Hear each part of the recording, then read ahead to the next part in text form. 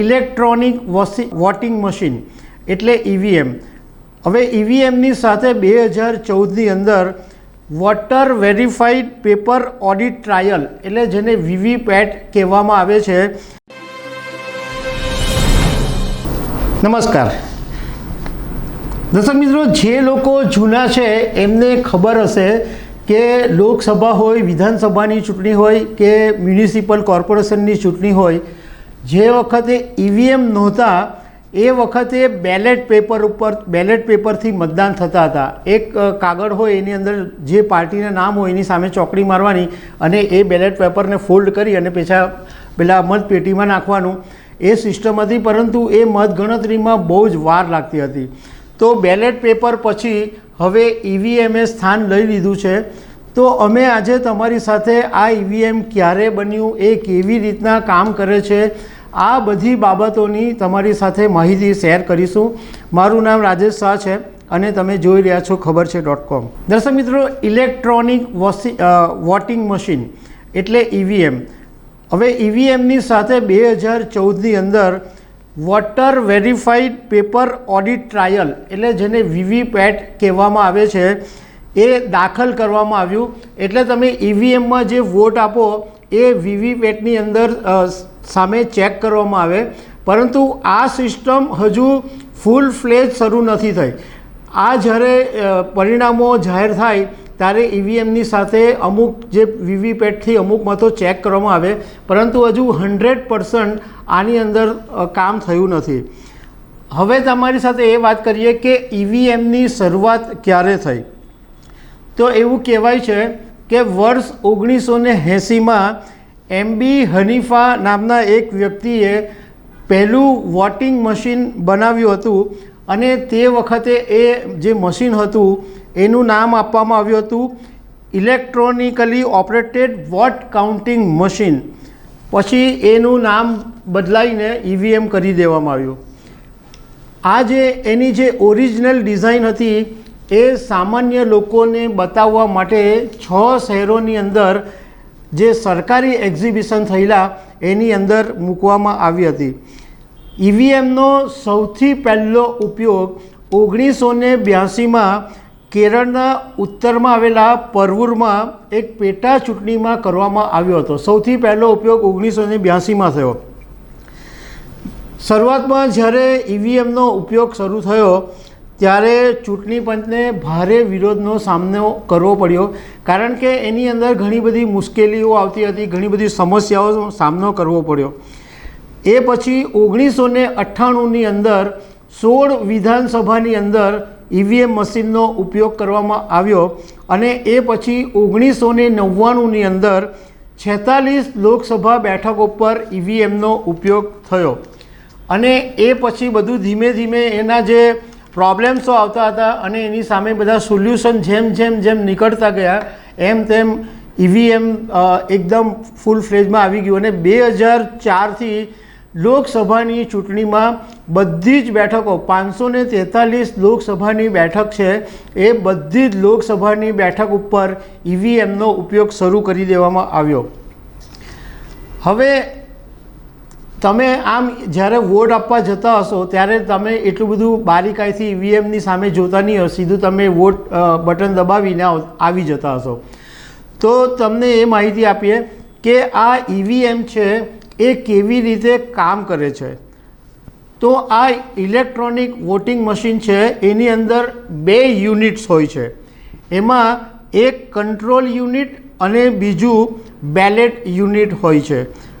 મતલબમાં એકમાં તમે બટન દબાવીને મત આપો અને બીજા યુનિટમાં જે તમે વોટ આપ્યો હોય એ સ્ટોર થયેલો હોય. કંટ્રોલ યુનિટ જે હોય એ મતદાન અધિકારી એટલે જે પોલિંગ ઓફિસર હોય એ કંટ્રોલ યુનિટ એમની પાસે રહેતું હોય છે. અને બેલેટ યુનિટ હોય એને બીજી તરફ રાખવામાં આવે કે જ્યાં તમે જઈને વોટ આપો છો. એટલે તમે જે વોટ આપો છો એ બેલેટ ઈવીએમ મશીન છે.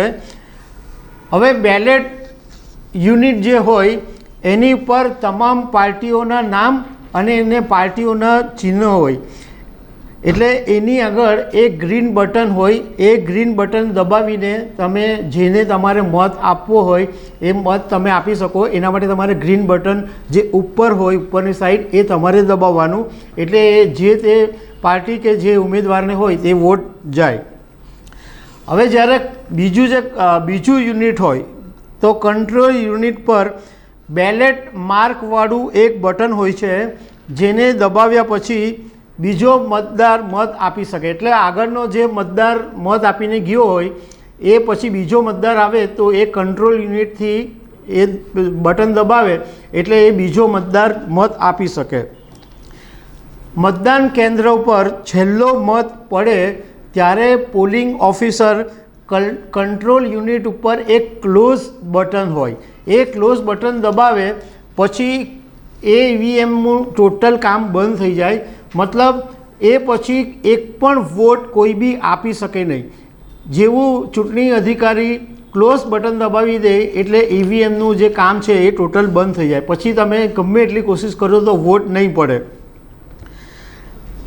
મતદાનનું કામ પૂરું થઈ જાય પછી કંટ્રોલ યુનિટને બેલેટ યુનિટથી અલગ કરી દેવામાં આવે છે અને રિઝલ્ટ માટે કંટ્રોલ યુનિટ્સ પર આવેલા રિઝલ્ટ બટન દબાવવાનું હોય છે. જ્યારે રિઝલ્ટ આવે ત્યારે આ કંટ્રોલ યુનિટમાંથી રિઝલ્ટ પર લખેલું હોય એ બટન દબાવીને એ લોકો વોટ ચેક કરતા હોય છે. આ બટન ભૂલથી દબાઈ નહીં જાય, એટલે જ્યારે વોટ આપતા હોય ત્યારે ભૂલથી દબાઈ નહીં જાય એના માટે 2 સેફગાર્ડ પણ રાખેલા છે. અને આ બટનનો ત્યાં સુધી ઉપયોગ નથી કરવામાં આવતો જ્યાં સુધી ક્લોઝ બટન દબાયું નહીં હોય. અને બીજું કે આ જે ક્લોઝ યુનિટ હોય એમાં આ જે રિઝલ્ટનું બટન હોય એ છુપાવેલું હોય, એટલે બહુ કોઈને દેખાય નહીં એવી રીતના હોય અને સુરક્ષાના કારણોસર એને સીલ કરી દેવામાં આવે છે. અને માત્ર કાઉન્ટિંગના સમયે જ આ મશીનને ફરીથી ખોલવામાં આવે છે, મતલબ એનું સીલ તોડી અને ફરીથી એ વોટિંગ કાઉન્ટિંગ કરવામાં આવે છે. હવે ઈવીએમની અંદર શું હોય છે એની વાત કરીએ તો ઈવીએમમાં એક માઇક્રો પ્રોસેસર લાગેલું હોય છે. આ પ્રોસેસરને માત્ર એક જ વખત પ્રોગ્રામ કરી શકાય છે, મતલબ એની ઉપર બીજું કોઈ પણ સોફ્ટવેર રાઇટ કરી શકાતું નથી. ઈવીએમના ઉપયોગ માટે વીજળીની જરૂર નથી પડતી. એના માટે ઈવીએમ 7.5 વોલ્ટ બેટરી સાથે આવે છે. એટલે ધારો કે કોઈ સંજોગોની અંદર પાવર ચાલ્યો જાય, જ્યારે મતદાન કેન્દ્રમાં વોટિંગ ચાલતું હોય અને પાવર ચાલ્યો જાય તો ઈવીએમ અટકતું નથી, કારણ કે એ વીજળીથી નથી ચાલતું, એ બેટરીથી ચાલે છે. આ જે ઈવીએમ 7.5 વોલ્ટ બેટરીઝ છે એનો સપ્લાય ભારત સરકારની કંપની ભારત ઇલેક્ટ્રોનિક્સ અને ઇલેક્ટ્રોનિક્સ કોર્પોરેશન ઓફ ઇન્ડિયા દ્વારા પૂરું કરવામાં આવે છે. એટલે એનો જે બેટરીનો સપ્લાય છે એ સરકારની 2 કંપનીઓ પૂરી પાડે છે. હવે આ ઈવીએમ કોણ બનાવે છે એના વિશે વાત કરીએ તો ઈવીએમની અંદર એક તો ચૂંટણી પંચ સામેલ હોય છે, બીજું ભારત ઇલેક્ટ્રોનિક્સ કે જે બેંગલુરુમાં આવેલું છે અને મિનિસ્ટ્રી ઓફ ડિફેન્સના હેઠળ આવે છે, અને ઇલેક્ટ્રોનિક્સ કોર્પોરેશન ઓફ ઇન્ડિયા જે હૈદરાબાદમાં છે એ ડિપાર્ટમેન્ટ ઓફ એટોમિક એનર્જી હેઠળ આવે છે.